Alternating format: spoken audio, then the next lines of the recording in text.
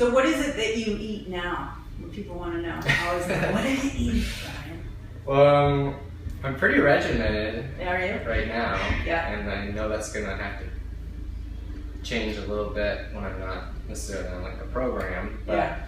Obviously it's just more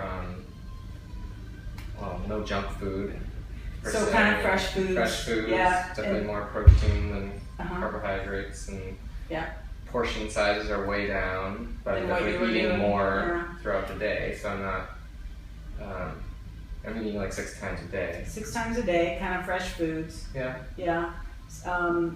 Great. And what would you say happened when you had the success? Yeah.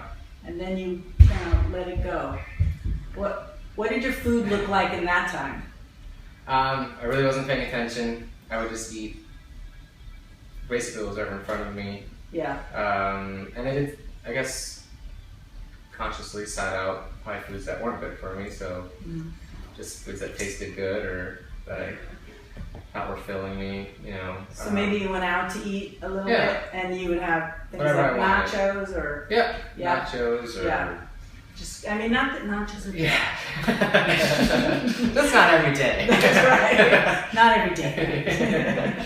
So I wasn't being conscious about it. Yeah. And there's probably a million reasons why, and those are things everyone needs to figure out for themselves. That's the hard part. Right? We all have our own sets of keys that make things clearer and not so clear, but extremely inspirational to me to see you back doing this.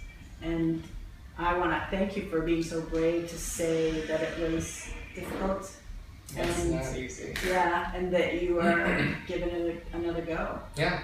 Yeah. And I feel good. I feel very... Still not easy for me. It's always been a challenge my whole life, but I know that now. What will be a challenge? I just have to be aware. Okay. I guess I wouldn't say it's challenging. I guess I have to always be aware of what's around me. I work in a restaurant, and there's food around me all the time. Yeah. And it's just not my go-to thing anymore. It's just not my go-to thing. I've learned that I've learned what it feels like to overeat. I've learned what it feels like to eat when you're not hungry. Yeah. I've learned what it feels like to just have that feeling of blah after you eat something you really didn't want to eat. You ate for comfort, or ate for anxiety, or ate for anger. Yeah. Wow, that's huge. Yeah, it's huge for me. I still do write down food, not every day, but on occasion. Yeah. I still don't keep a lot of food in my house. Yeah. My refrigerator still opens on the wrong side, so I think about every time I go there, I have a new refrigerator and it opens on the wrong side. Yeah. That's on purpose.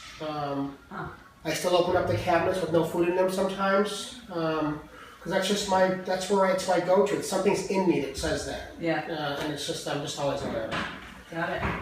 Well, it seems like you made huge success in letting that be a there's habit. No question. And a lot of that work was achieved by those years of writing it down. Yeah.